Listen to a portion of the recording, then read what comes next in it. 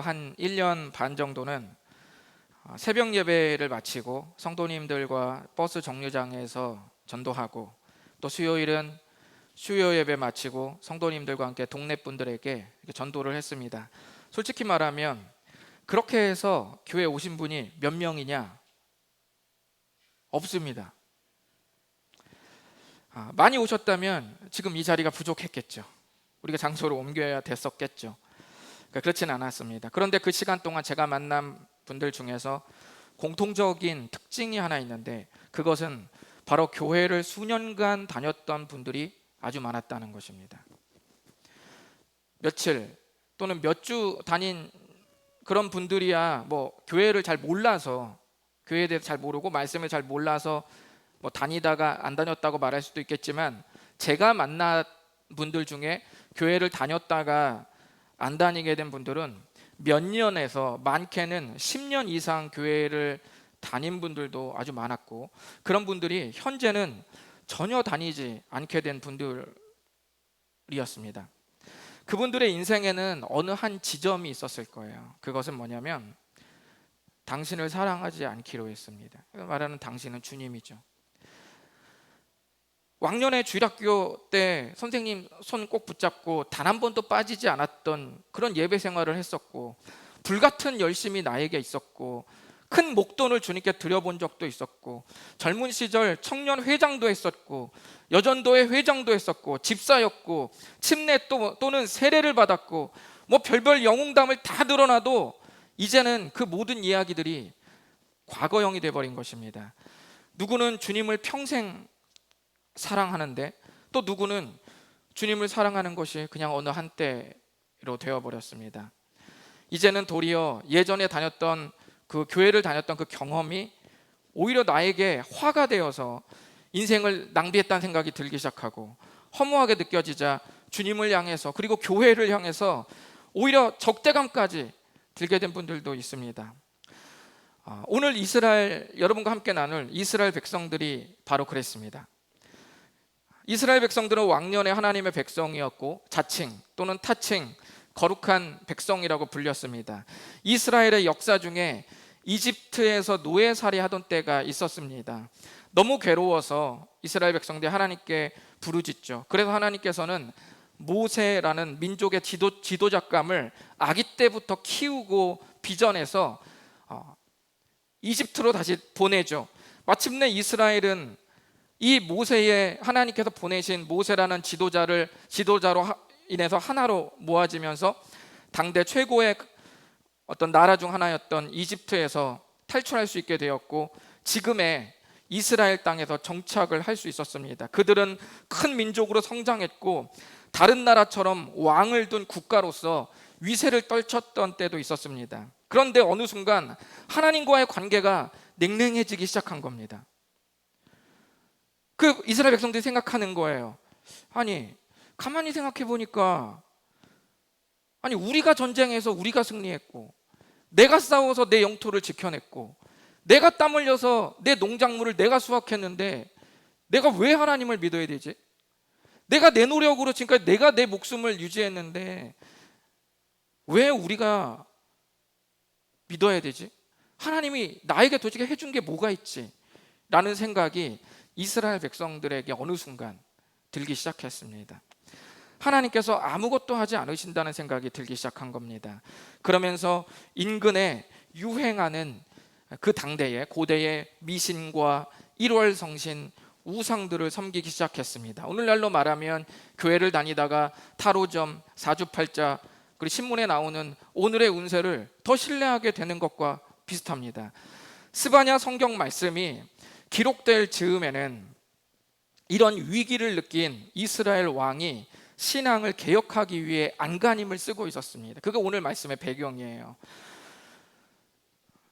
그 왕의 이름은 이스라엘의 마지막 성군이라고 불리는 남왕국 제16대 왕 요시야라는 왕입니다. 잘 아시는 분도 있겠지만 이스라엘 국가는 주전 931년에 우리나라처럼 남과 북으로 이렇게 분열이 됩니다. 요시야 왕 때는 북쪽은 이미 멸망한 지 100년 정도가 지났고요, 남한국만 유지가 되어 있는 상태입니다.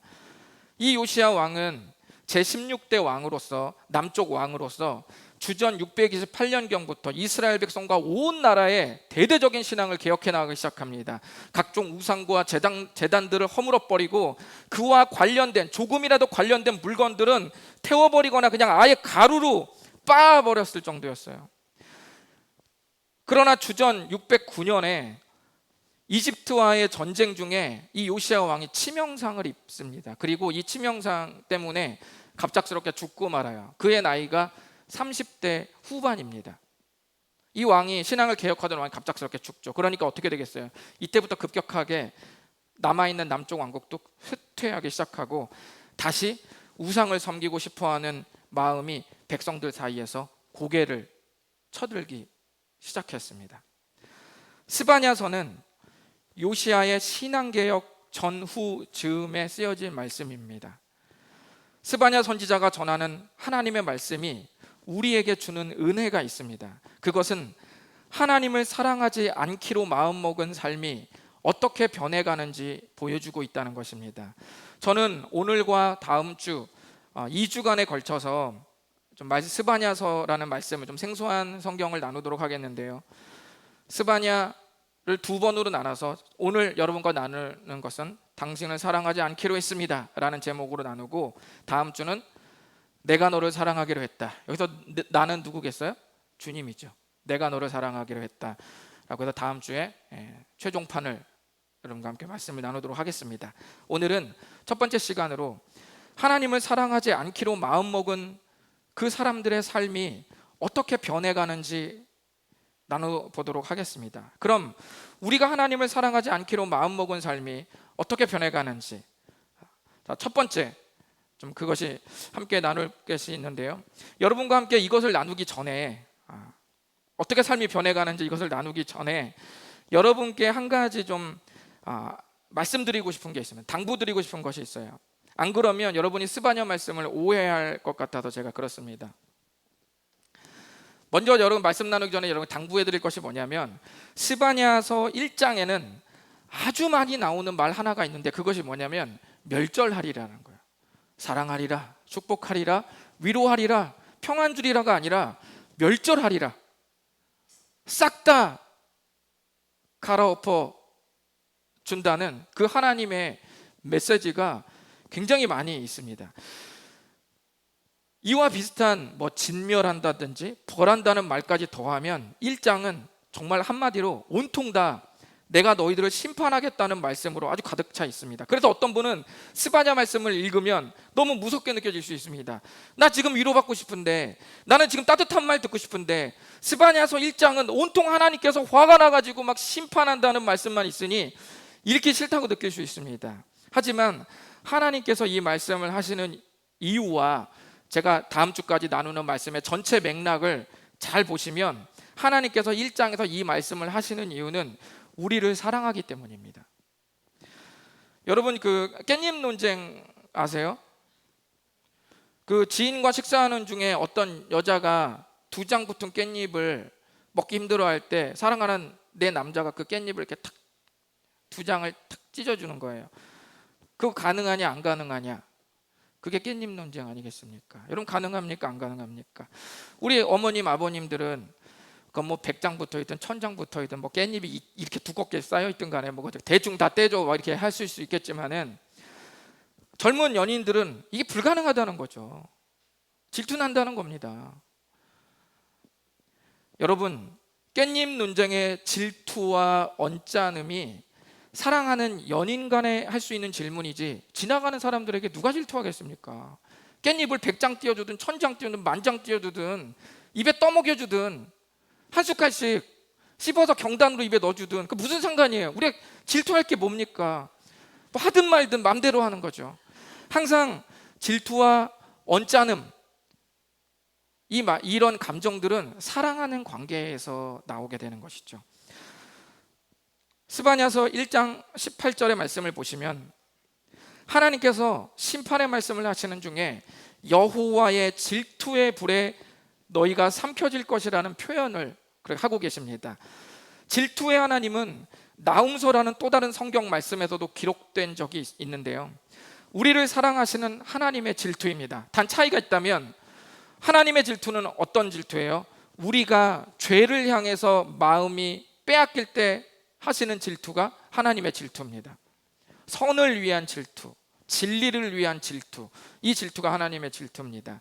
그러니 스바냐 말씀을 앞으로 1, 2주간 계속 나눌 때 진멸된다, 멸절된다, 벌한다라는 말씀이 계속 나와도 하나님의 마음을 오해하지 않고 들으시기를 바랍니다. 아시겠죠? 네.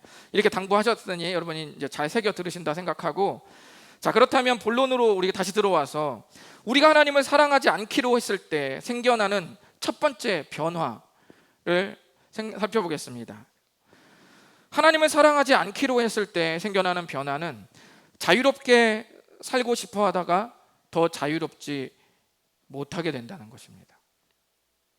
하나님께서 우리를 자유롭지 못하도록 발목을 붙잡는 것이 아니라 우리가 하나님을 떠나서 살게 된 삶이 우리를 그렇게 만든다는 말입니다. 제가 서두에 이제 교회를 다니지 않게 된 분들 중에 뭐 그렇게 하나님을 사랑하지 않기로 했다고 하니까 뭐 현재 지금 여기 앉아가지고 말씀을 듣는 분들은 그럼 나는 해당 사항이 없지, 난 지금 하나님 사랑 여기 앉아 있으니까 그렇게 생각하시겠지만 꼭 그렇지는 않습니다. 왜냐하면 하나님을 완전히 떠나는 것이 아니라 하나님과 거리감이 생기면, 우리가 신앙생활하다가 하나님과의 관계가 소원해지면 자연스럽게 우리가 죄의 영향을 받게 됩니다. 그래서 교회를 다니는 우리도 이 말씀을 들어야 됩니다. 지금 여러분 앉아있는 여러분도 이 말씀을 들어야 됩니다. 여러분이 완전히 돌아선 게 아니어도 거리감이 벌어질수록 죄의 영향을 받기 때문입니다. 빛에서 멀어졌다는 말은 어둠에 더 가까워졌다는 말과도 같은 말입니다. 하나님께서 스바냐 선지자를 통해서 심판을 경고한 이들은 누구일까요? 그들은 누구냐면 우상에 찌들어 있는 사람입니다. 문제는 이 우상에 찌들어 있는 당대 사람들이 일부가 아니라 전체였다는 사실입니다. 우리 스바냐 1장 4절부터 6절까지 좀 읽어보시겠는데요. 먼저 4절만 하나 읽어보시죠. 시작.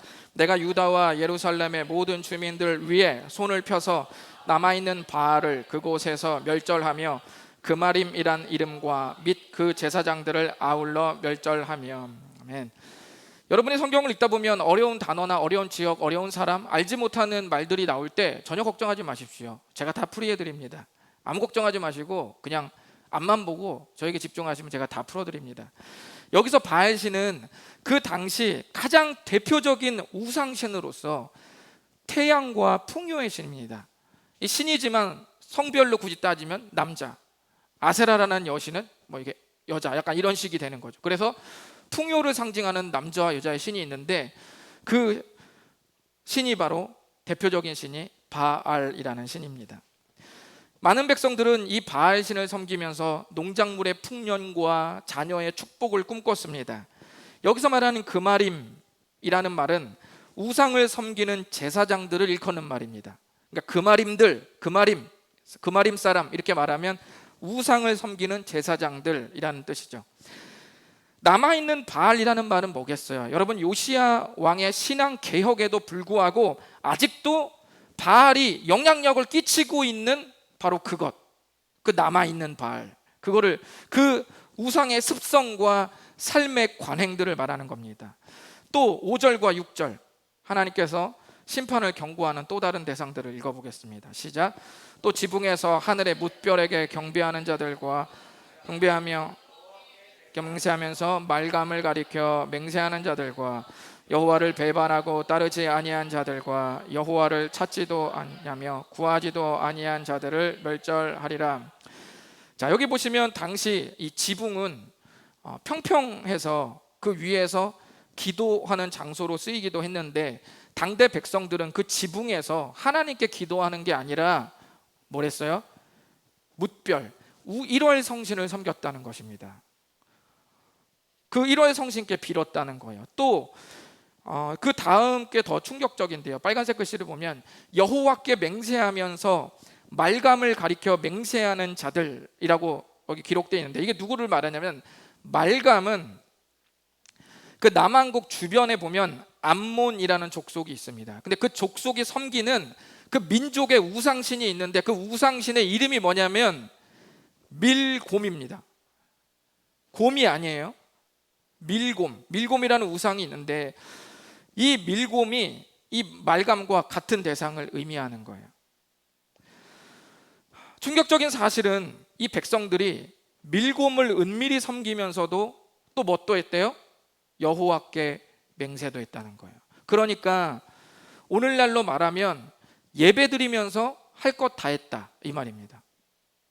신앙의 양다리를 거침없이 걸치고 목사님과 교회 공동체들과도 아주 잘 지내면서 죄와 관련된 관행들을 거리낌 없이 함께 병행했다라는 말입니다. 그들이 우상에 더 깊이 젖어들었다는 말은 6절의 말씀처럼 반대로 주님께 더 멀어져서 그분을 찾지도 않게 되었다는 말입니다. 또 하나의 우상이 등장하는 한 구절만 더 보겠는데요. 여러분 이게 무슨 말인지 한번 이해해 보십시오. 1장 9절입니다. 여기 보시면 문턱을 뛰어넘는 사람들이 나오죠. 문지박을 뛰어넘는 사람들이 여기 나오는데 문턱을 뛰어넘어서 포악과 거짓을 계속 채우는 사람들이 있다고 고발합니다. 하나님이 이들에게 지금 심판을 경고하고 있는데 문턱을 뛰어넘는 자들이 누구를 말하는 것이냐면 사무엘상이라는 성경 말씀이 있는데요. 제가 그 부분을 한번 읽어볼게요. 잘 들어보세요. 그러므로 다곤의 제사장들이나 다곤의 신전에 들어가는 자는 오늘까지 아스돗에 있는 다곤의 문지방을 밟지 아니하더라. 다곤이라는 게 뭐냐면 블레셋이라는 그 고대 민족이 있는데 블레셋이라는 여기는 아스돗 이런 곳이 블레셋에 있는 아주 도시입니다. 유명한 도시예요. 그곳에 블레셋 민족들이 섬기고 있는 우상신 이름이 다곤입니다. 그런데 그 다곤 신전에 들어가는 사람들 중에서 제사장들이나 그 다곤을 섬기고 있는 그런 사람들의 습관 중에 하나가 뭐가 있냐면 문지방을 넘어가는 사람, 문턱을 넘어가. 왜 넘어가냐면 그 문턱에 신이 있다고 생각해서 그런 거예요. 그 문턱을 넘어가는 거죠. 다시 스바냐서 1장 9절을 보시면 바로 이 모습은 문턱을 넘어가는 자들이라는 이 모습은 다곤 우상에 찌든 백성들의 모습을 풍자한 것입니다. 우상을 섬기게 된 사람들의 모습을 여러분 잘 들여다봤죠. 지붕에서 하늘의 이루의 성신께, 그리고 말감에게 여호와 양다리 걸치면서 밀곰에게 또 우상을 드리는 사람들, 그리고 여기 있는 문턱을 뛰어넘어서 그 다곤이라는 신에 완전히 찌들어 있는 또 한 사람들, 이런 사람들을 여러분이 보면서 우리가 한 가지 좀 잘 들어보면 놀라운 사실을 발견할 수 있습니다. 그것은 처음에는 우상을 섬기는 한 일부로 시작해서 그 삶의 전체를 그 우상이 지배한다는 것입니다. 뭐까지 지배하냐면 가치관과 삶의 방식까지.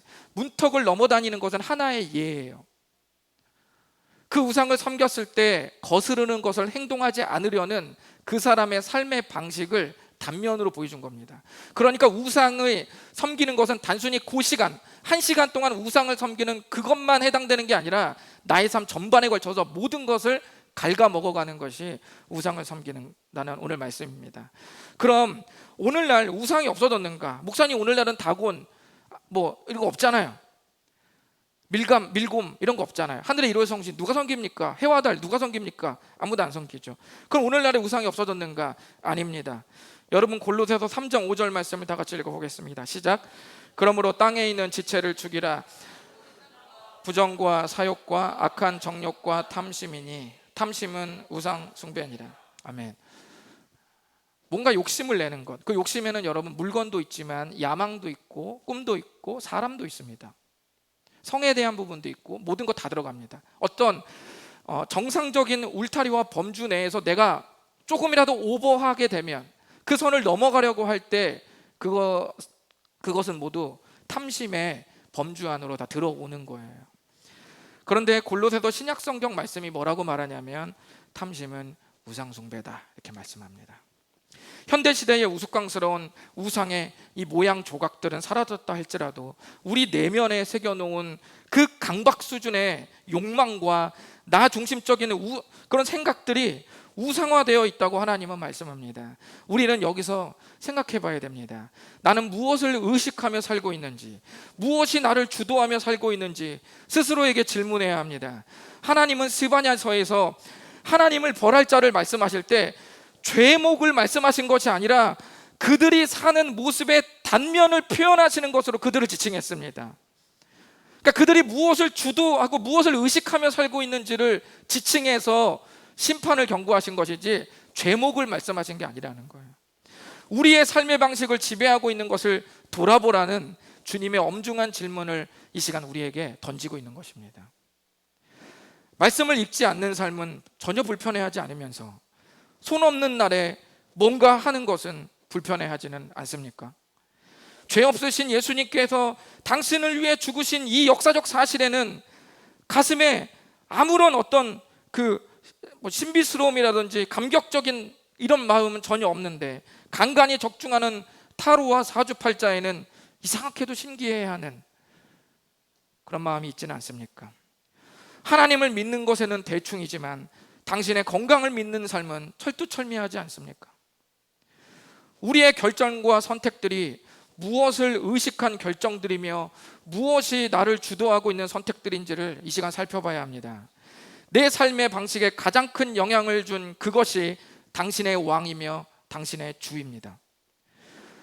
우리가 하나님을 떠나는 이유는 더 자유롭고 싶어서입니다.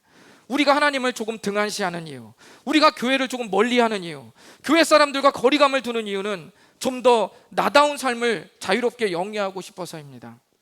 하지만 성경은 정확하게 말씀합니다. 하나님을 멀리하는 삶은 결국 하나님 대신 다른 무엇과 가까워진 그것에 더 자유롭지 못하게 될 것이라고 그렇게 말씀합니다. 성경 말씀은 예수님이 우리의 주이고 예수님이 우리의 왕이라고 말씀합니다. 그러나 예수님은 억압하고 착취하고 군림하는 그런 왕이 아니라 우리를 책임지고 우리를 위해 자기 목숨을 버리는 왕이십니다. 그래서 우리가 예수님을 믿으면 더 자유롭고 예수님과 더 멀어지면 자연스럽게 또 다른 뭔가에 얽매이는 삶, 자유롭지 못한 삶을 살게 되는 것입니다. 이것이 하나님께서 스바냐 선지자를 통해 심판을 예고한 사람들이 예측하지 못한 변화였습니다. 여러분의 삶은 자유로우십니까? 하나님을 사랑하지 않기로 했을 때 생겨나는 두 번째 변화는 내가 생각하는 하나님의 이미지로 진짜 하나님을 오해하며 살게 된다는 것입니다. 여러분이 마음은 따뜻한데 누군가 여러분을 굉장히 냉정한 사람으로 보면 어떠시겠어요?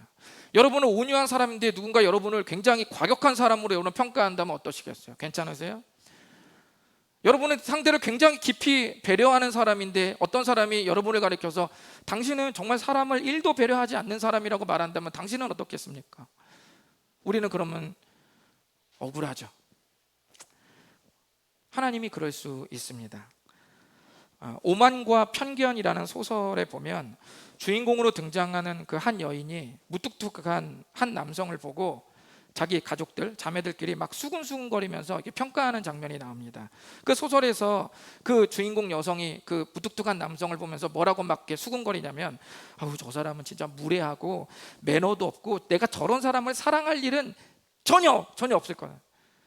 이렇게 막 자기네들끼리 이렇게 수근거리는 이런 말들이 나와요. 그런데 그 오만과 편견이라는 소설의 맨 마지막에 가면 그 무뚝뚝하게 여겼던 그 사람이 자기의 가족을 살려내는 헌신적인 사랑으로 보답합니다. 그것을 보면서 그 주인공 여성이 그렇게 맨 마지막에 말을 해요. 내가 그동안 오만했고 그 남자를 바라본 나의 시선은 편견이었다고 고백합니다. 그래서 제목이 오만과 편견입니다. 혹시 우리가 성경을 제대로 배우지도 않고 하나님을 그렇게 생각하다가 인생을 끝내버릴지도 모릅니다. 어떤 이는 하나님께서 실망해서 떠났지만 어떤 이는 평생 하나님의 은혜를 잊지 못해서 감격해합니다. 왜 그럴까요?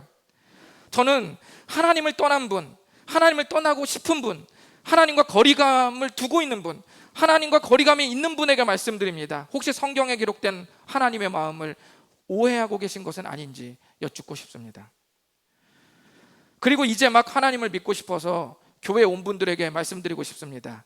첫 단추를 잘 꿰서 믿음 생활을 하십시오. 안 그러면 성경에 기록된 하나님이 아니라 주변에서 주워들은 그 하나님의 이미지를 짜 맞춰서 진짜 하나님으로 오해할 수 있습니다. 두 번째로, 하나님을 사랑하지 않기로 했을 때 생겨나는 변화는 내가 생각하는 하나님의 이미지로 진짜 하나님을 오해하게 만든다는 거예요.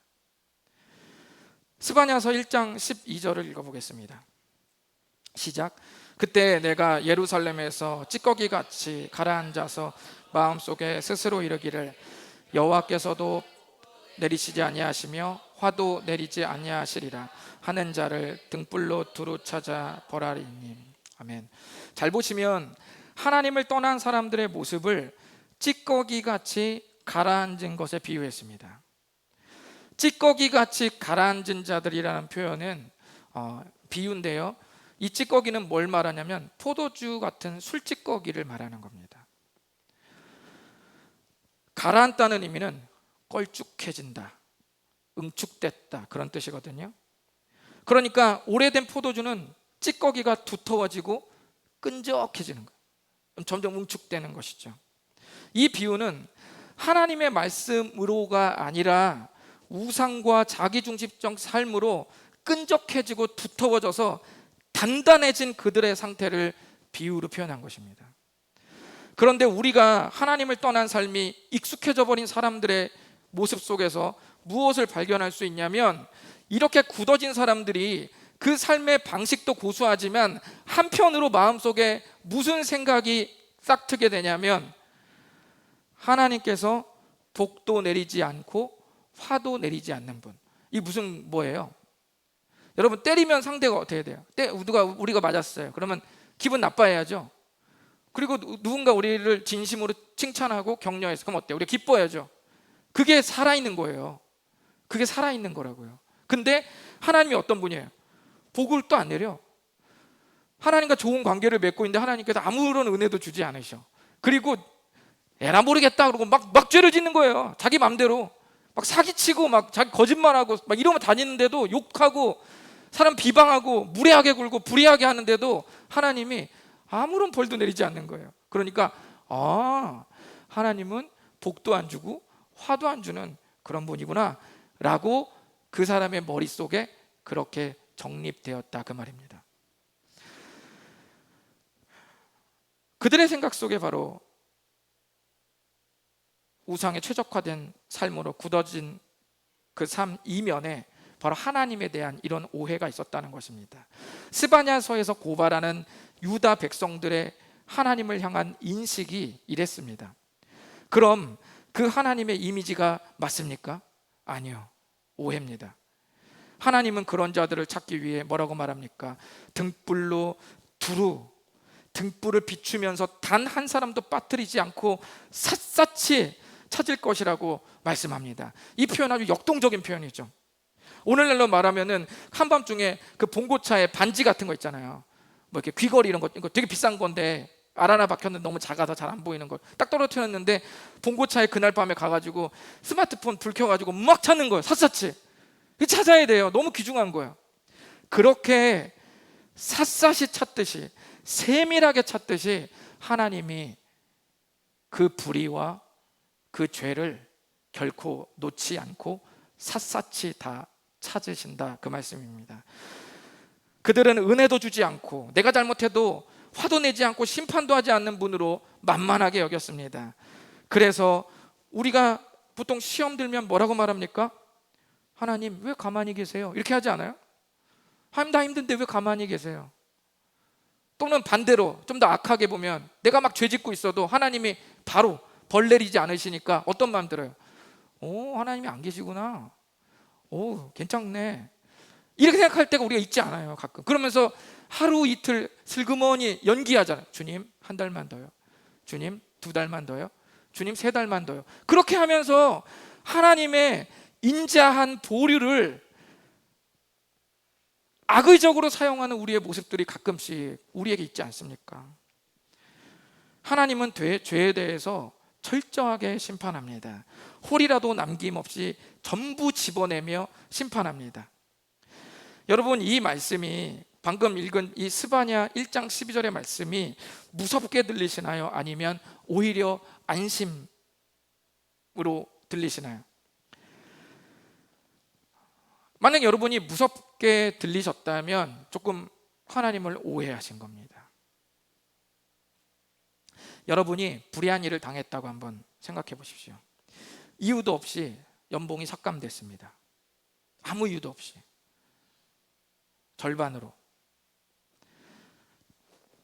같은 사무실에도 근무하는데 다른 사람은 다 놀고 있는데 자기만 다른 사람의 3배의 일을 막 하고 있어요. 정신없이. 그런데 월급이 똑같아. 그런데 주위 사람이 아무런 문제의식을 느끼지 못하고 있어요. 생각해 보십시오. 여러분이 성추행을 당했다고 생각해 보십시오.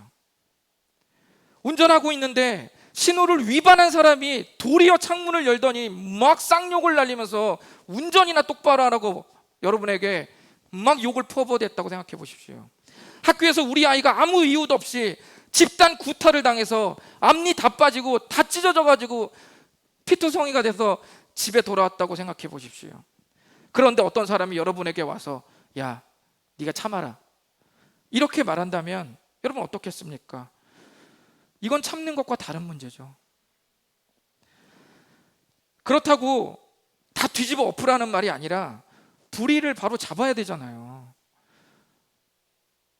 당한 사람이 왜 네가 참아라 소리를 들으면서 아무런 불의가 아무 조치도 취해지지 않고 왜 하염없이 죽을 똥살똥 당한 사람이 결국 참아야만 되는, 왜 이런 식으로 모든 게 결론이 나야 됩니까? 불의를 바로 잡아야죠. 불의를 그냥 덮고 가만히 있는 것은 참는 것이 아니라 제2, 제3의 더 큰 불의의 피해를 입게 되는 것입니다. 하나님은 분명히 주님의 날에 모든 불의와 우리 안에 있는 죄까지 전부 찾아서 심판하실 것입니다. 이 약속이 어려운 중에도 힘겹게 옳은 길을 걷는 사람에게 불안하게 들릴지 아니면 안심이 될지 여러분의 판단에 맡기겠습니다. 당대 그들은 하나님의 오래 참으심을 하나님께서 아무것도 하지 않는 것으로 받아들였습니다. 화도 내지 않고 복도 내리지 않는 무기력한 주님으로 여겼습니다. 모두 오해입니다. 하나님을 사랑하지 않기로 했을 때 우리 마음속에는 죄가 해결되지 않은 채 살아갈 뿐 아니라 하나님에 대해서도 오해하게 된다는 것을 여러분 잊지 마시기를 바랍니다. 여러분이 아이들에게 엄마 말 좀 잘 들어라 라고 말할 때 그것이 마치 야, 엄마한테 굴복해라, 네 의견 따위는 필요 없다, 어떤 그런 과격한 의미입니까? 엄마 말을 들어라라는 의미가 네 의견 따위는 필요 없고 네 인격 따위는 필요 없고 내 말에 그냥 무조건 토달지 말고 그냥 굴복해라, 무릎 꿇어라, 그 말입니까? 그렇지 않죠. 엄마 말 들으라는 그 말에는 사랑이 있고 보호가 있는 겁니다. 너희가 아직 성숙하지 않고 잘 모르니 엄마가 잘 가르쳐주고 보호해주겠다는 의미 아닙니까? 스바냐서에서 하나님을 찾지 않고 하나님을 구하지 않았다는 말씀은 얘들아 엄마 말을 왜 안 듣니? 라는 말과 같은 것입니다. 여러분, 자유롭고 싶다면 주님께 더 가까이 가십시오. 그리고 주위에서 들은 것으로 하나님을 조각조각 맞춰 생각하지 마시고 설교 시간과 성경 공부 시간에 성경으로 자세하게 정확하게 들려주는 그 하나님을 믿으십시오. 보이는 것뿐 아니라 보이지 않는 것까지 주관하시는 그 주님을 생각하십시오. 당장의 결과물에 목숨을 걸게 만드는 세대에서 미래를 꿈꾸게 하시는 그 주님을 믿으십시오. 그렇다면 언젠가 여러분은 삶의 끝자락에서 고개를 끄덕이면서 나 정말 믿기 잘했다 라고 고백할 수 있는 그 놀라운 날이 반드시 기다리고 있을 것입니다. 기도하겠습니다. 여러분 이 시간 눈을 감고 주 앞에 기도하시면서 하나님 앞에 나아갔으면 좋겠습니다. 내가 그동안 하나님을 조금 오해한 부분은 없는지, 나를 사랑하셔서 오랫동안 기다리시고 지켜봐 주시는 그 모습을 혹시나 하나님은 아무것도 하지 않는 것으로 오해하지는 않았는지 한번 점검해 봤으면 좋겠습니다. 주님이 우리에게 아무것도 주지 않는 분처럼 여겨지더라도 가만히 집중해서 생각해 보십시오. 우리 주님은 로마서 8장 32절에 뭐라고 말씀하시냐면, 자기 아들을 아끼지 아니하고 우리 모든 사람을 위하여 내어주시니까 어찌 그 아들과 함께 모든 것을 우리에게 은사로 선물로 주지 아니하시겠느냐고 말씀하셨습니다. 우리 주님의 관계 방식은 조금씩 찔끔찔끔 주다가 좋은 거 마지막에 주는 분이 아니라 제일 소중한 자기 아들 먼저 주고, 그리고 우리 사랑하는 바로 그런 분이십니다. 제일 좋은 것, 제일 소중한 그 아들 예수님 먼저 우리를 위해 죄를 해결하기 위해 죽게 하시고 우리를 하나님의 자녀로 만드신 분이 주님 아닙니까? 정말 하나님이 아무것도 안 하지 않으셨나요? 주님이 정말 은혜를 주지 않았나요? 일주일에 한 번 시간을 내기도 버거울 정도의 7분의 1 정도의 사랑받기 주님이 안 주셨습니까? 주님이 우리에게 올인하지 않았습니까? 자기의 전부를 주시지 않았습니까? 이 시간 생각해 보시면서 혹시나 신앙생활 하시다가 내가 하나님을 향해서 그릇되게 생각하거나 오해한 부분은 없는지 다시 한번 마음속에 생각하면서, 주님, 제가 다시 한번 주님을 사랑하겠습니다. 내 마음 부여잡고 다시 한번 주 앞에 나가겠습니다. 이 시간 믿음으로 기도하시면서 헌신하시면서 나아가시겠습니다. 기도하겠습니다.